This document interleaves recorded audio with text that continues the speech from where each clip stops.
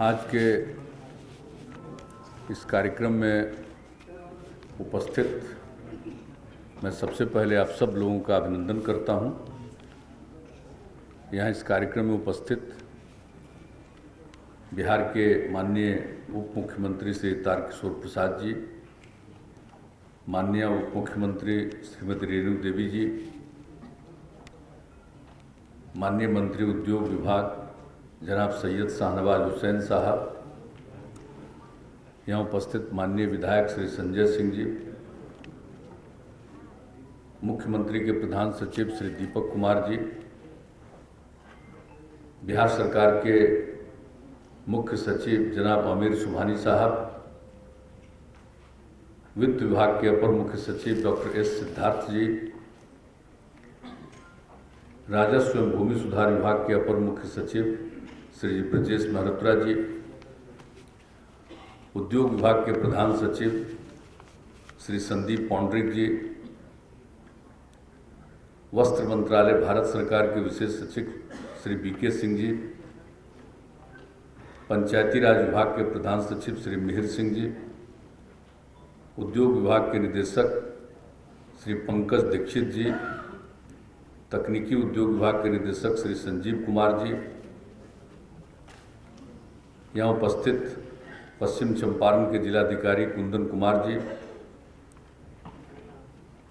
TT limited के प्रबंध निदेशक श्री संजय कुमार जैन जी, अध्यक्ष Rupa and company limited Shri Vikas Agarwal ji, chairman council for leather export Shri Sanjay Likha ji, Indian chamber of commerce के डीजी श्री राजीव सिंह जी,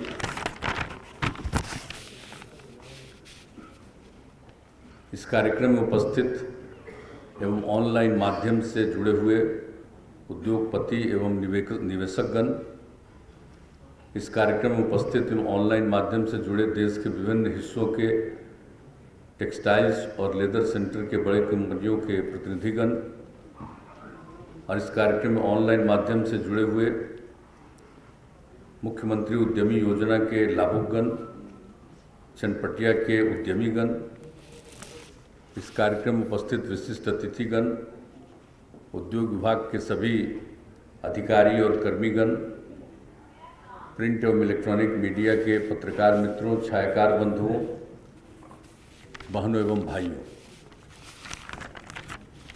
आज जिस कार्यक्रम का आयोजन किया गया है इसके बारे में सब लोगों ने बातों को रखा है और ये खुशी की बात है। जो कुछ भी काम किया जा रहा है और जिस तरह से उद्योग में प्रगति हो रही है, तो इन सब चीज़ों के बारे में बहुत सारी चीज़ों की चर्चा की गई है और जो कुछ भी 2022 में बिहार वस्त्र और चमड़ा नीति को तैयार किया गया है, आज उसका विमोचन किया गया और उसके बारे में पूरी बात की जानकारी दे दी गई है।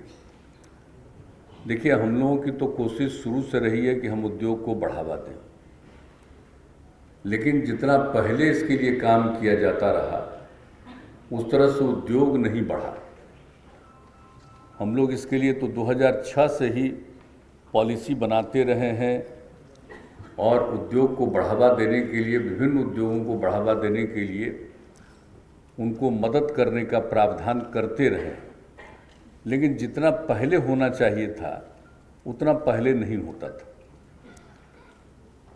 लेकिन बाद में, और मुझे इस बात की खुशी है कि अब इन दिनों ये बात बहुत बढ़ी है और ख़ास करके जब कोरोना का दौर आया और बाहर से लोग आए और उनको हम लोगों ने अनुरोध किया कि भाई आप अब यहीं काम करिए, तो ये सब जो शुरू हुआ उसके चलते एक अच्छी शुरुआत हुई।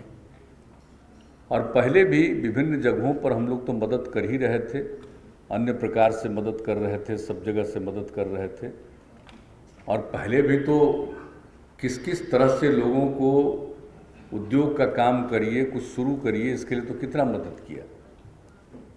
जो हम लोगों ने सब लोगों के लिए, समाज के सभी तबकों के लिए मदद करने के लिए, अल्पसंख्यक समुदाय के लिए तो अलग से पॉलिसी बना करके रखा था, उसका भी लोगों ने लाभ उठाया था, छोटे मोटे उद्योग के काम करते थे। और बाद में 2018 में भी हम लोगों ने बहुत कुछ सोचा और उस समय जो एक बात शुरू किया हम लोगों ने कि भाई अनुसूचित जाति और अनुसूचित जनजाति के जो लोग हैं वो कोई काम करें और उनको इसमें मदद दिया जाए। और उस समय हम लोगों ने क्या कर दिया था कि कोई भी वो काम करेंगे, उद्योग लगाएंगे, कुछ भी करेंगे, तो उनको हम लोग 5 लाख रुपए तक की सहायता देंगे और उनको ऋण देंगे 5 लाख रुपए तक का। तो ये सारा सब काम उस समय से शुरू हुआ। और बाद में फिर 2020 के जनवरी में ही हम लोगों ने तय किया कि जो अनुसूचित जाति और जनजाति के लिए काम शुरू किया था उसी में अति पिछड़े वर्ग को किया। तो इन सब चीज़ों में देखा गया है कि काफ़ी धीरे धीरे इस सब में प्रगति हुई। और बाद में जब फिर से ये चुनाव संपन्न हुआ है हम लोगों का 20 के बाद, तो जो हम लोगों ने 7 निश्चय 2 शुरू किया है, पहले तो हमारा 7 निश्चय कार्यक्रम चल रहा था 15 के बाद से, तो उस समय जो हम लोगों ने बहुत सारी चीज़ों के बारे में तय कर दिया, तब तो उसके बाद तो ये तय कर दिया कि अब हर कोई भी महिला को, किसी भी जाति की महिला, उनको भी यही सुविधा दी जाएगी। और उसके अलावे जो दूसरे लोग हैं, यानी जब सभी महिलाओं को, फिर जो अनुसूचित जाति, जनजाति और अति पिछड़े वर्ग के लोग हैं, उनके बाद जो बचे हुए लोग हैं, उनके लिए भी हम लोगों ने कर दिया कि 5 लाख रुपए तक की मदद करेंगे। और जो उनको कर्ज देंगे उसमें मुश्किल से सिर्फ बहुत मामूली 1% का हम लोग उससे लेंगे। तो ये तो जब से शुरू हुआ है तब उसमें देखा जा रहा है कि बड़ी संख्या में चारों तरफ से शुरू हुआ। तो हम लोगों ने तो कोशिश शुरू से की है, लेकिन अब इधर जो कुछ भी देख रहे हैं, और मुझे तो बड़ी खुशी है कि भाई हमारे मित्र हैं, पुराने साथी हैं, सैयद शाहनवाज हुसैन अब इस काम को कर रहे हैं। तो इनको हम देख रहे हैं कि उद्योग के लिए सब जगह मिलना, सब लोगों से बातचीत करना और जो कुछ भी है उसका प्रस्ताव रखना, और उस प्रस्ताव के आधार पर हम लोग तत्काल निर्णय लेते हैं और उससे इसका लाभ होना। अब ये जो कुछ भी बात किया गया था हम लोगों ने, जो हम लोगों ने 2016 में किया था, आप सब लोगों को मालूम है कि 2020 में ही हम लोगों ने बहुत कुछ उसमें संशोधन किया, यानी 19 से ही बात करना शुरू किया और 20 से ही किया, 21 से भी किया, उसको 25 तक लागू किया। उसमें भी बहुत तरह की सुविधा दी गई। लेकिन अब उसके बाद भी इन्होंने कहा कि भाई और सुविधा होनी चाहिए। तो इसके बाद आज जो सुविधा दी गई है, बताइए कितना लाभ इसमें लोगों को मिलेगा, किस किस प्रकार से, इसमें तो बता ही दिया गया है। अब आप सोच लीजिए कि जितने लोग भी इसमें काम करेंगे तो जो कुछ भी होगा कि प्लॉट एवं मशीनरी के लिए, और ये 2022 में लागू किया गया, तो प्लॉट एवं मशीनरी के लिए पूंजी निवेश अनुदान यानी कैपिटल सब्सिडी के रूप में लागत का 15% यानी अधिकतम 10 करोड़ रुपए दिया जाएगा। अब फिर जो विद्युत शुल्क का था अनुदान उसमें, तो उसमें भी हम लोगों ने 2 रुपया प्रति यूनिट करने का निर्णय लिया। अब इसके चलते प्रति वर्ष 2.5 लाख से लेकर के 80 लाख रुपए तक की मदद एक एक यूनिट को मिल सकती है। तो ये इसी कार्यक्रम का हिस्सा है। और फिर उनके जो कार्यरत कर्मी होंगे तो उनके कर्मियों के लिए 5,000 रुपया प्रति माह प्रति कर्मचारी उसको अनुदान दिया जाएगा 5 वर्षों के लिए। तो ये भी काम इसमें कर दिया गया है। और इसके साथ साथ निर्यात कोई भी चीज़ करेगा, बाहर भेजेगा, तो उसमें भी तो बिल्कुल उसमें निर्यात से लंबित इकाइयों को माल ढुलाई शुल्क का 30% प्रति पूर्ति की योजना, यानी आप समझ लीजिए ट्रांसपोर्ट सब्सिडी दी जाएगी और 10 लाख रुपए प्रति वर्ष तथा ये 5 वर्षों तक होगी। यह भी काम किया गया है। और इसके अलावे जो इकाई अपने डिजाइन को पेटेंट कराएंगे और प्रत्येक पेटेंट के रजिस्ट्रेशन का जो कुछ भी होगा उसमें 50% का अनुदान। अभी तो इसीलिए किया जाता है कि भाई पेटेंट इसलिए करा दिया जाएगा कि कोई उसका नकल नहीं करे। जो कुछ भी होगा ये तय होगा, वो इसी तरह का कपड़ा बनेगा, इसी तरह का जो कुछ भी तैयार करेंगे वो एक खास किस्म का होगा और तो कोई उसका नकल नहीं करेगा। तो उसके लिए भी उसमें जो आपको जो ये कर देंगे पेटेंट के लिए, तो उसमें जो रजिस्ट्रेशन का व्यय होगा उसमें 50% राज्य सरकार मदद करेगी, यानी 10 लाख रुपये अधिकतम पेटेंट निबंधन शुल्क अनुदान दिया जाएगा। तो अभी जो कुछ भी बताया गया है वस्त्र एवं चमड़ा नीति 2022 का, उसमें ये सब सुविधा यानी 5 सुविधाएं जो दी जा रही, तो अब इसके बाद तो पूरा उम्मीद है, सब बाहर से भी आ गए हैं और आज बहुत अच्छा तीनों लोगों का हम बात सुन रहे थे, तो सब लोगों ने जिस तरह से ये बात कही है, आप कीजिए देखिए बिहार के लोग तो बाहर जा करके काम करते रहते हैं। अगर यहाँ पर काम शुरू कीजिएगा बहुत अच्छा होगा और एक एक चीज़ होगा। और आप जानते हैं कि हम लोग तो कौन कौन चीज़ में और किस किस चीज़ के लिए काम नहीं करते रहे, और आपको मालूम ही है कि बहुत तरह की सुविधा जो अभी हमने बता दिया आपको, अनुसूचित जाति जनजाति अति पिछड़ा वर्ग का, पूरे महिलाओं के लिए और युवाओं के लिए जो काम किया गया है, तो आपको हम ये बता देना चाहते हैं कि इसमें भी कितना लाभ दिया जा चुका, यानी अब तक 596 करोड़ रुपए का भी लाभ इसमें हम लोग दे चुके हैं। एक एक चीज़ के लिए जो भी कर रहा है काम, जो पहले से कर रहा तो उसको तो मान लीजिए कि पहला बार प्रथम किस्त, द्वितीय किस्त, तृतीय किस्त भी हो गया अनुसूचित जाति जनजाति का, या बहुत कुछ लोगों का हो गया जो अति पिछड़े वर्ग के थे उनका हो गया। लेकिन उसके बाद जो नई नीतियां बनी है महिलाओं की और जिसको माने युवाओं के लिए जो किया गया है, तो उसमें अब प्रथम किस्त का भी आवेदन शुरू हो गया। तो हर प्रकार से चारों तरफ से हम लोग जितना मदद कर सकते हैं उतना मदद हम लोग पूरे तौर पर कर रहे हैं। और ये सब जो अल्पसंख्यक रोजगार योजना थी उसको फ़ायदा बहुत दिया जा रहा था पहले 5 लाख रुपए तक का, लेकिन अब कर दिया गया कि भाई अब तो जो नियम बना दिए सबके लिए, तो यही चीज़ अब इतना ही ज़्यादा लाभ यानी 10 लाख तक का लाभ अल्पसंख्यक समुदाय में भी होगा। ये भी अब उसके लिए कहा गया है, उसका भी उसके लिए जो एक समझिए कि सब कुछ कार्रवाई करना है, वो कार्रवाई की शुरुआत हो रही है, वो भी काम बहुत तेज़ी से पूरा हो जाएगा। तो हर प्रकार से लोगों को मदद करने के लिए, और आप सब लोगों को मालूम ही है और आप सबको मालूम है कि हम लोगों ने जो शुरू में किया था, अब जो प्रारंभ में जब हम लोगों की सरकार बनी, और उस समय आपको क्या बताएं, हम तो बराबर कहते रहते हैं, वो एथेनॉल के उत्पादन के लिए, और उस समय लगभग 21 लाख करोड़ रुपए का लोगों का आया था। तो अभी तो बाद में अभी जो पिछली बार सुनने का मौका मिला हमको, तब इस सब चीज़ के लिए भी कल भी हम पूरी बात कह रहे थे, और हम तो गृह मंत्री जी को भी कहे हैं, तो सबको कह रहे हैं कि भाई अब जब एथेनॉल का उत्पादन होने लगा है की बात आ गई, अब समझिए यहाँ तो पहला शुरू हो गया, जाकर के हम लोग तो उद्घाटन भी करते, और अभी कितने जगहों पर है, और यहाँ पर तो जो कुछ भी लोग करना चाहेंगे सब तरह का एथेनॉल का उत्पादन बहुत तेज़ी से आगे जारी रहेगा। तो हम लोगों ने जो सबसे पहले शुरू कराया था वो तो गन्ना की बात थी, तो उस समय की केंद्र सरकार, उसके लिए हम लोगों ने नियम बनाया, तो उस समय केंद्र सरकार नहीं मानी हम लोगों की बात, तो रह गया। लेकिन अब जो सरकार ने तय कर दिया, अब उसके बाद तो हम लोगों ने भी 21 में नियम बना दिया। अब उसके बाद कितनी बड़ी संख्या में एथेनॉल के लिए लोग दे रहे हैं, तो हर तरह से अब लोग मदद करने के लिए हर प्रकार से सब कोई आ रहे हैं।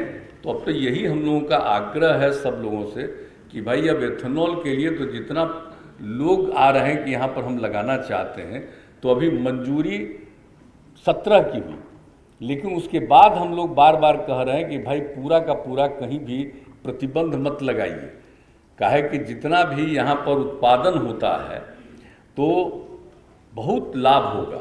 तो इन सब चीज़ों के लिए भी आप समझ लीजिए कि शुरू हुआ और कितना बढ़िया लग रहा है, और चारों तरफ उद्योग में जो लोग लग रहे हैं, तो कुल मिला करके आप देखिएगा कि बिहार में अब बहुत अच्छा उद्योग होगा। और जब हम एथेनॉल वाली बात सुने उसी दिन मुझको इतनी खुशी हुई कि अब केंद्र सरकार ने एथेनॉल की बात की, इसलिए हमने तो तुरंत उस समय जो पहले हम लोगों ने किया था उसका हम चिट्ठी भेज दिए थे, आदरणीय प्रधानमंत्री को भी चिट्ठी भेज दिए थे, मंत्री जी को भी चिट्ठी भेज दिए थे, और सब समय हम लोग बात करते रहते हैं। और उसके बाद अब जो शुरुआत हो गया है तो हमको तो भाई लग रहा है कि अब काफ़ी अच्छा उद्योग होगा। और हमारे जो साथी हैं और ये जिस तरह से शाहनवाज जी पूरा का पूरा मेहनत करते हैं और जो इनकी बात बोलते हैं और किस तरह से हर जगह जा करके लोगों को और लोगों के बीच में, अब तो फिर बम्बई के बारे में भी प्रोग्राम बना रहे हैं। अरे पहले तो हम लोग जाते थे सब जगह, कितना लोगों से अनुरोध करते थे, लेकिन थोड़े ही कोई आ पाते थे, बहुत कम। लेकिन अब देख रहे हैं कि अब सही मायने में लोग आने लगे हैं। तो अब इसके लिए हम लोगों से तो जितना मदद होगा, अब आज ही आपको बता दिया, अभी हमारे मंत्री जी कह दिए, इतना ज़्यादा कहीं मदद नहीं मिलता है। हम लोग जितना मदद, हमारे जो बाहर से आए हुए तीनों नेता हैं, तीनों बोल दिए, सब के सब इंडस्ट्री से संबंधित, तो हम उन लोगों को एश्योर करते हैं कि भाई आप लोग आए हैं, आप लोग और सुझाव दीजिए, और आप जो भी सुझाव दीजिएगा हम लोग राज्य सरकार की तरफ से ज़मीन तक को मदद करने में, और दूसरी तरफ उनको जो काम शुरू करेंगे तो उस काम शुरू करने में अगर उनको जो भी धन की ज़रूरत होगी उसमें भी मदद करने में हम लोग पूरी की पूरी कोशिश करेंगे, ताकि पूरा का पूरा उद्योग भी यहाँ पर लग जाए और सब लोग जो यहाँ के बाहर जाते हैं, बाहर जाने की उनको ज़रूरत न रहे, यहीं पर काम करें और खूब अच्छे ढंग से सब कुछ काम होगा। तो अब तो उद्योग के क्षेत्र में भी हो रहा है, अब बड़ी खुशी हो रही है। देखिए बीच में हम लोग तो पूरा कोशिश कर रहे थे, लेकिन जितना सफलता मिलनी चाहिए थी उतनी सफलता नहीं मिलती थी।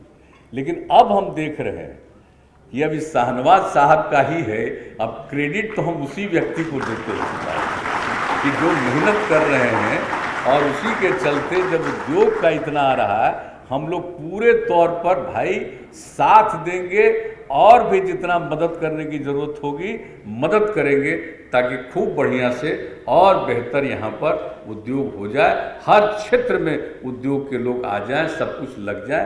पहले भी कोशिश कर रहे हैं, उसके लिए भी देख रहे हैं अब कितना ज़्यादा जब जोता है, हर जगह पर हम लोगों ने लोगों को सहयोग किया, लेकिन वो नीचे की इकाई के।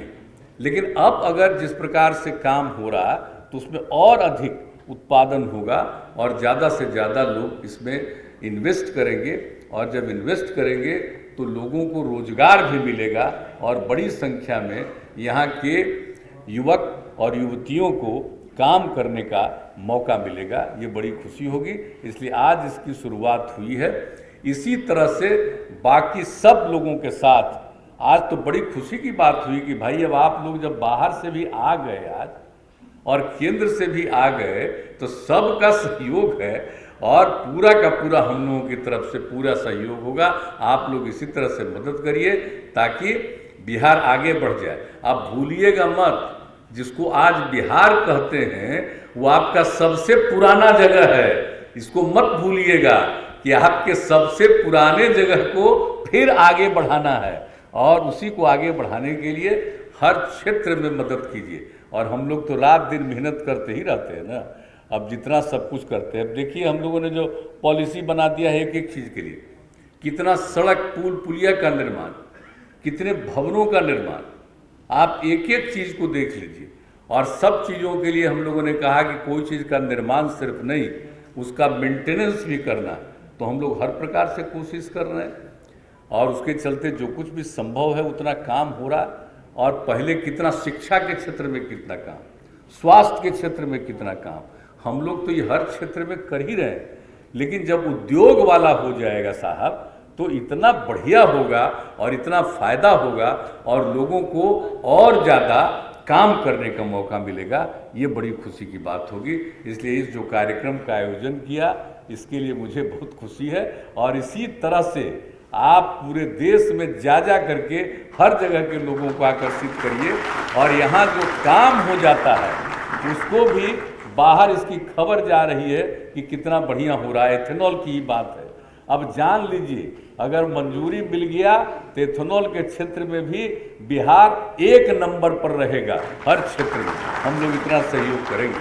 तो इन्हीं शब्दों के साथ आप सब लोग बाहर से आए हैं, उन सब का मैं अभिनंदन करता हूं, और जो हमारे यहाँ के बिहार के लोग हैं उनका भी मैं अभिनंदन करता हूं।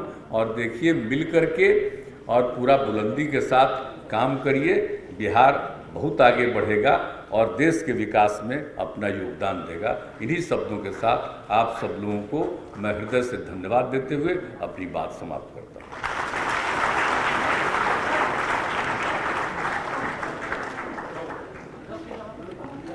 तो अभी आप सीएम नीतीश कुमार को सुन रहे थे, जिन्होंने बताया कि कपड़ा और चर्म उद्योग लगाने पर बिहार को जो है काफी ज्यादा फायदा मिलेगा, जिसमें उन्होंने बताया कि किस तरीके से ये पॉलिसी आने वाले दिनों में काम करेगी। यहाँ पर अभी जो टेक्सटाइल पॉलिसी लॉन्च की गई है उससे काफी ज्यादा फायदा खास तौर पर बिहार को मिलेगा, उद्योग को बढ़ावा मिलेगा।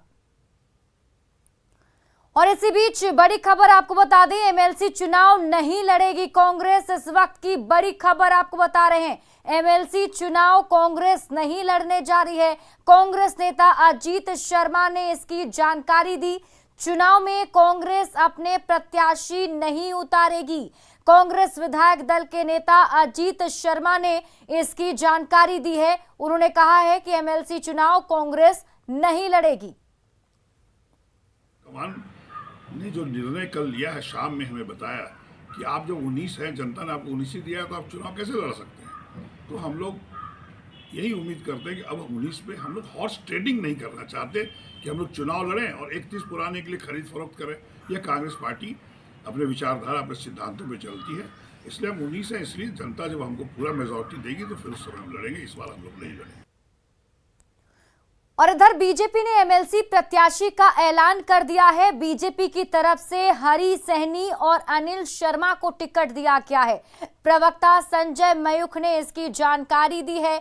जहानाबाद के हैं अनिल शर्मा, जिन्हें प्रत्याशी बनाया गया है, और हरी सहनी दरभंगा के हैं, जिन्हें बीजेपी ने अपना उम्मीदवार बनाया है। ये दोनों कल नामांकन करेंगे। जेडीयू प्रत्याशी के साथ इन दोनों का भी नामांकन होगा।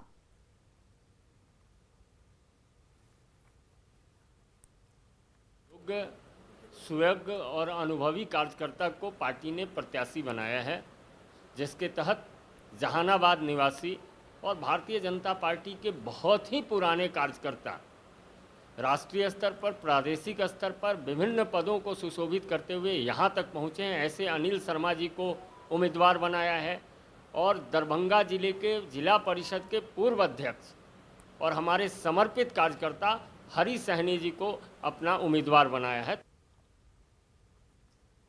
तो मैं पार्टी में लंबे समय से अनेक पदों पर मैं काम किया हूं और काम करने के बाद आज भारतीय जनता पार्टी एक साधारण से कार्यकर्ता को आज विधान परिषद में भेजने का काम किया है। और मैं इतना ही कर सकता हूं कि भारतीय जनता पार्टी में ही सिर्फ कार्यकर्ताओं का महत्व है और जो कार्यकर्ता काम करते हैं उसको कहीं न कहीं नेतृत्व वर्ग ध्यान देते हैं।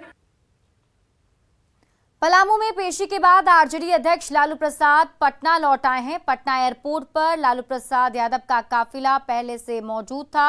लालू को एयरपोर्ट से भोला यादव और जयप्रकाश यादव लेकर निकले और गाड़ी से सीधे राबड़ी आवास के लिए रवाना हो गए। आपको बता दें कि हेलीकॉप्टर लैंडिंग मामले में पलामू कोर्ट ने लालू यादव पर 6000 का जुर्माना लगाकर केस को खत्म कर दिया है।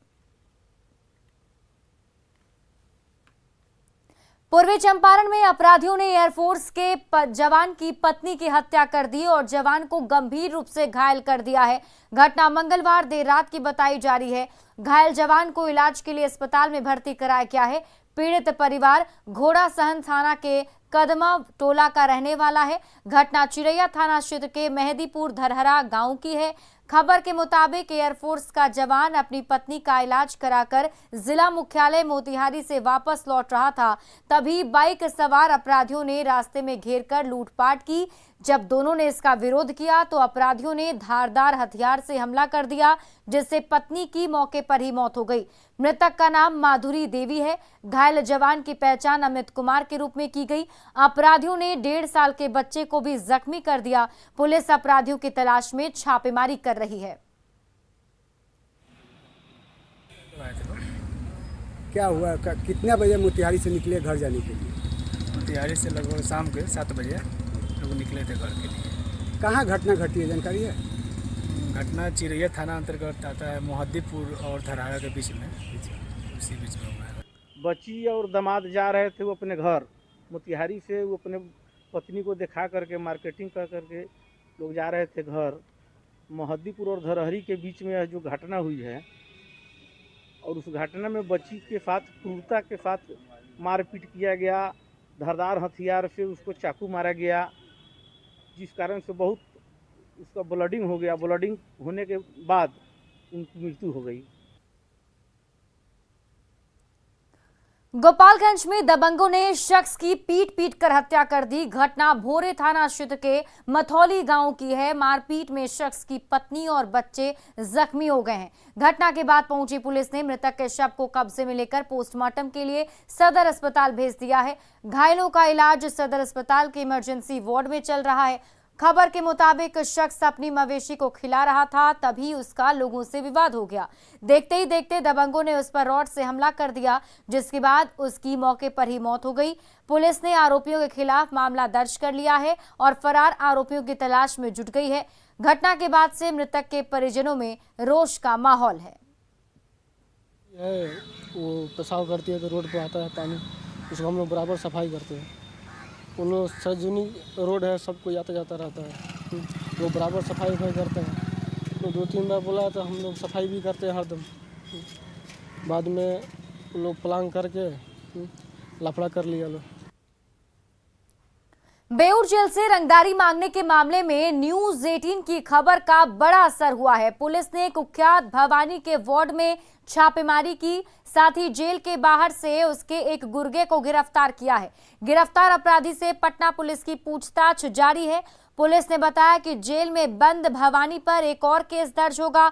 दरअसल भवानी ने कदम कुआं के कारोबारी से रंगदारी के रूप में हर महीने 20,000 रुपए प्रति माह की डिमांड की थी, जिसका ऑडियो भी मौजूद है। हम आपको एक बार फिर से वो ऑडियो सुनाते हैं, जिसमें भवानी ने व्यवसायी से रंगदारी की मांग की है। परेशान आदमी तब होता है जब उसके पास पैसा नहीं होता। गलत बोल रहे हैं भैया। 4 साल से तो पैक ना हो गए हैं भैया, समझ गए हैं। मेरा विपक्ष मलाह है, मलाह के अलावा विपक्ष मेरा कोई नहीं है, समझ गए भैया। जो पूरा कहानी है उसके अलावा उसको बर्बाद करिए देंगे। हम आपको 2 ऑप्शन देते हैं भैया, समझ गए भैया। आप जिसमें रेडी हो जाइए। 1,000 रुपया महीना दे दीजिए, और जब तक जेल में है, जेल के बाहर निकलेंगे आपका दुकान, आपके रिलेशन वही रहेगा। बेऊर जेल बिहार का सबसे बड़ा जेल है और इस जेल से एक सनसनीखेज और चौंकाने वाला मामला सामने आया है। इस जेल में बंद भवानी नामक अपराधी ने राजधानी पटना के कारोबारी से रंगदारी की मांग की है। न्यूज़ 18 पर इस खबर को दिखाए जाने के बाद जेल प्रशासन से लेकर पुलिस प्रशासन में खलबली मच गई है। जेल प्रशासन ने इस पूरे मामले में कार्रवाई करते हुए अब भवानी को सेल में डाल दिया है और लगातार सर्च अभियान चलाया जा रहा है जेल के अंदर। और निश्चित तौर पर इस घटना ने कई सवाल खड़े कर दिए हैं। सवाल यही है कि आखिरकार बिहार के सबसे बड़े जेल में सुरक्षा किस कदर है कि यहाँ पर जेल के अंदर से सेल का खेल चल रहा है और इस सेल के माध्यम से न केवल रंगदारी मांगी जा रही है, बल्कि राजधानी पटना में ही कई ऐसे आपराधिक वारदात हैं जिसकी साजिश रची जा रही है। फिलहाल बेऊर जेल के अधीक्षक से न्यूज़ 18 की बातचीत हुई और जेल प्रशासन का मानना है कि जेल के अंदर निचले स्तर पर जो कर्मी हैं उनकी कहीं ना कहीं लापरवाही होती है, उनकी साठगांठ होती है, जिसके कारण जेल के अंदर अभी फ़ोन पहुंच जा रहा है और इसी फ़ोन के माध्यम से रंगदारी मांगी जा रही है। बहरहाल और फिलहाल इस